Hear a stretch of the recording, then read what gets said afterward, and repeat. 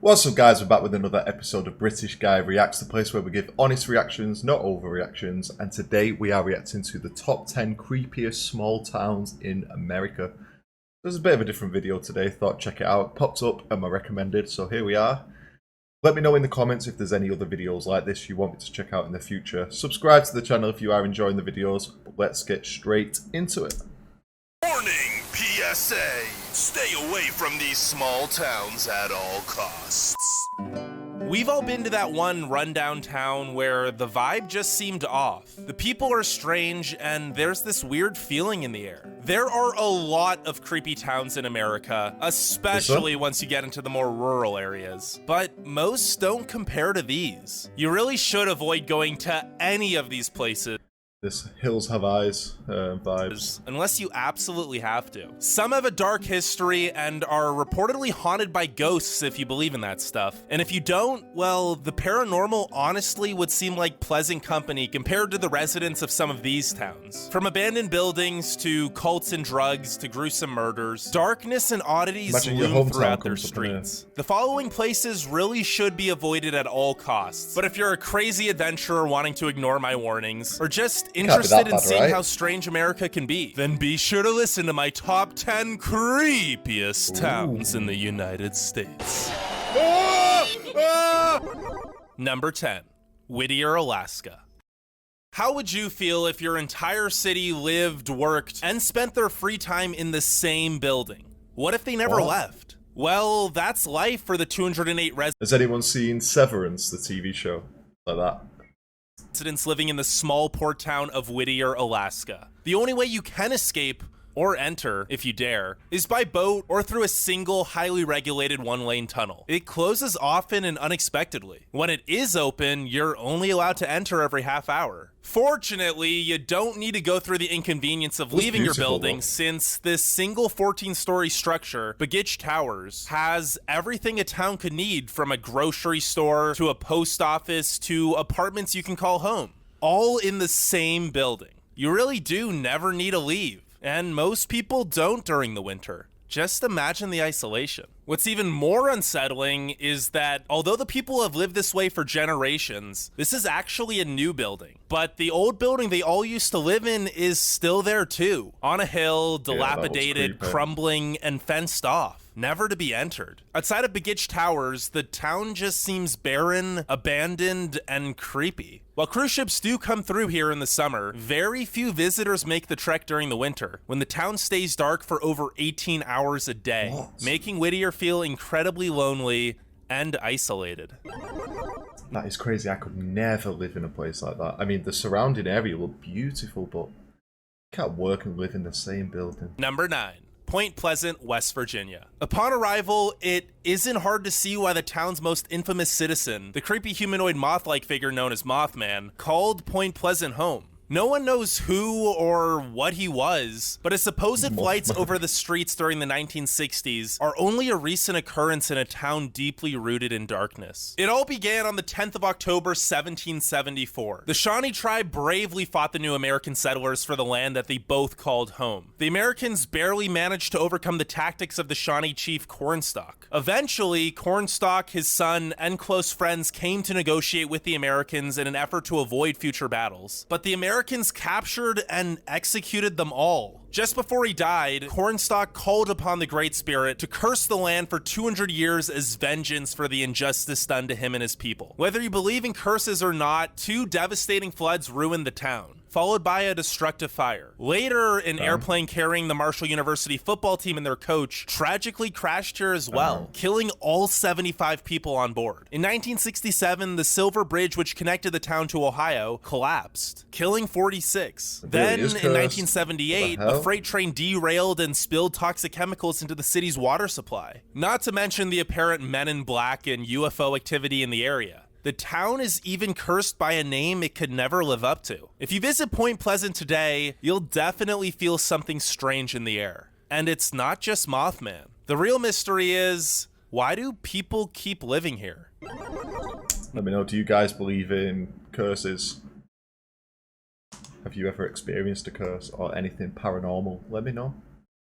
I'm not sure whether I believe in it, but that did seem crazy. They've had a lot of bad luck. Number 8. Feliska, Iowa. On the surface, Feliska Feliska. looks like your normal, quiet, small Midwest town. But that only makes everything that I'm about to tell you even creepier. Over 100 years ago, the Feliska axe murders of 1912 traumatized the town, which hasn't recovered since. The murders took place between the evening of June 10th and early morning June 11th, 1912, when 8 people were discovered dead at Josiah and Sarah Moore's house. The 6 members of the Moore family and their 2 house guests were found bludgeoned. Even the 4 children had severe head wounds from an axe. Although a lengthy investigation yielded several suspects, one of whom was tried twice, the crime remains unsolved. An air of uneasiness envelops the town today, perhaps because its residents never quite felt safe, knowing a ruthless murderer freely roamed their streets. Today, the town is run down, and although tourists can spend the night in the Moore house, I don't know why anyone would want to. One traveler who passed through here recounts, "It did feel eerie and I felt unwelcome. Even the flies were more annoying there." Perhaps that's why no civilization settled nearby. Even though there are 1,200 people currently living in the town, the nearest restaurant or grocery store other than their gas station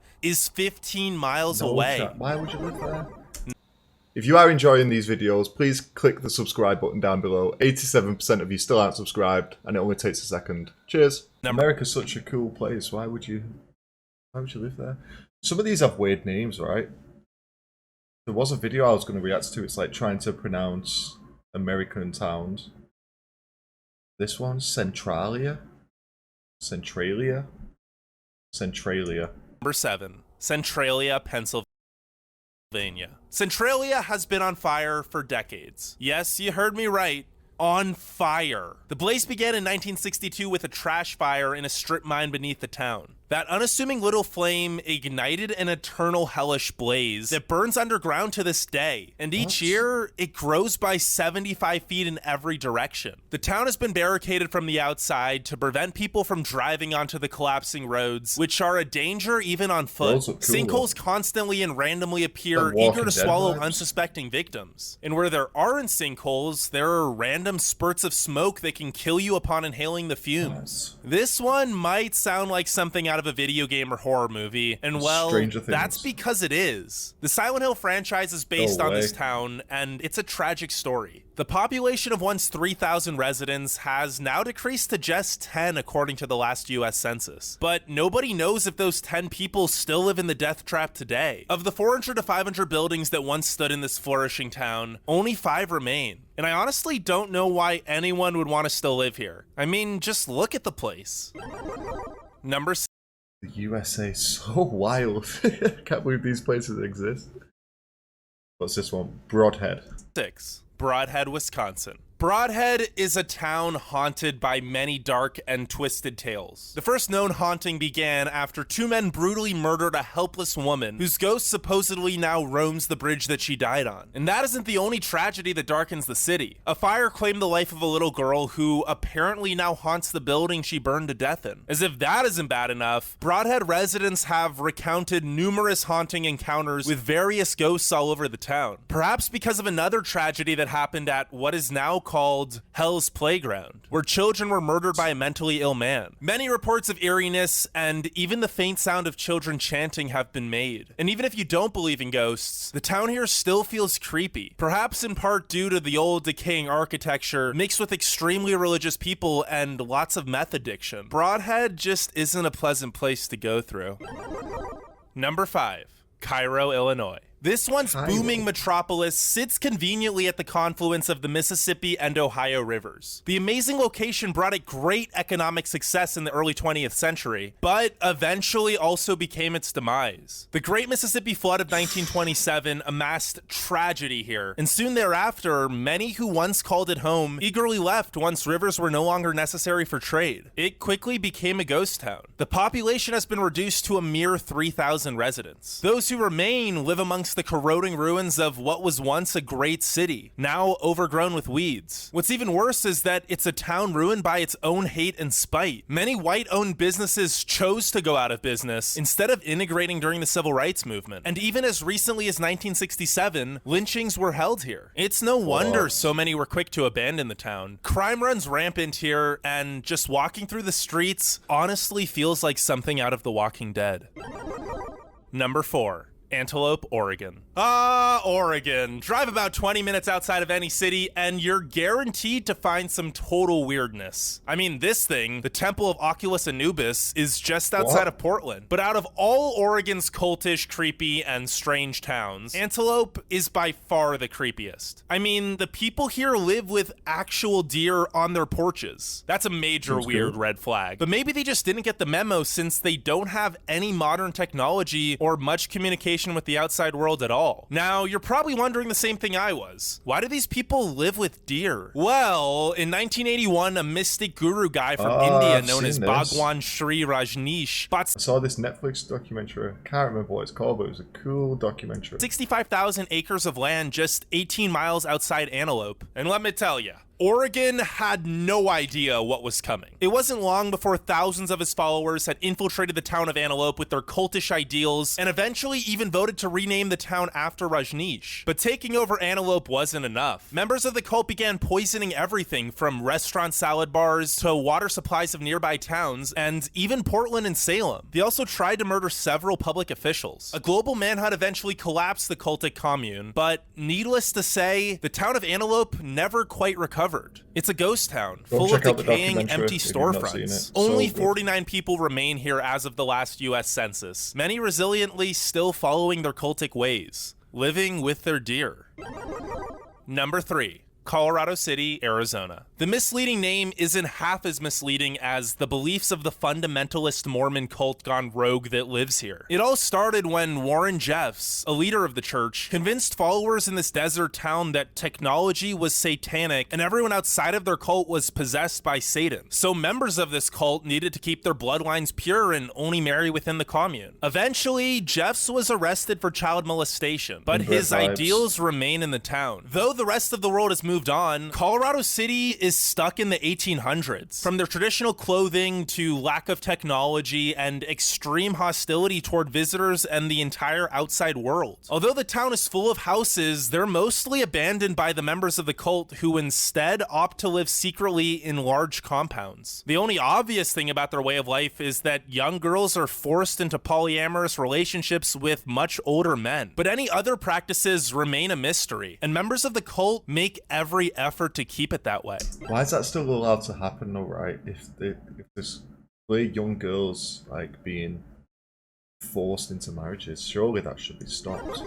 Number 2, Auburn, West Virginia. This is your typical spooky Appalachian small town, of which there are a lot, but Auburn, West Virginia just might be the creepiest. Located right off of State Route 74, the town of 90 residents consists of a single street lined with shack-like houses, and the road comes to an abrupt end once it reaches the woods. There's only one way in or out of the town. Why or how it got there is a mystery, and the people that live here are even more mysterious. A man on a motorcycle trip through Appalachia accounts how he stumbled across the town, which was completely silent and seemingly empty. Not a soul in sight. After coming to the dead end at the edge of town, he was forced to turn around, and as he drove back through the town, dozens of people had suddenly materialized on the porches of their shack-like houses. They stood motionless, silently watching him. He got out of there fast.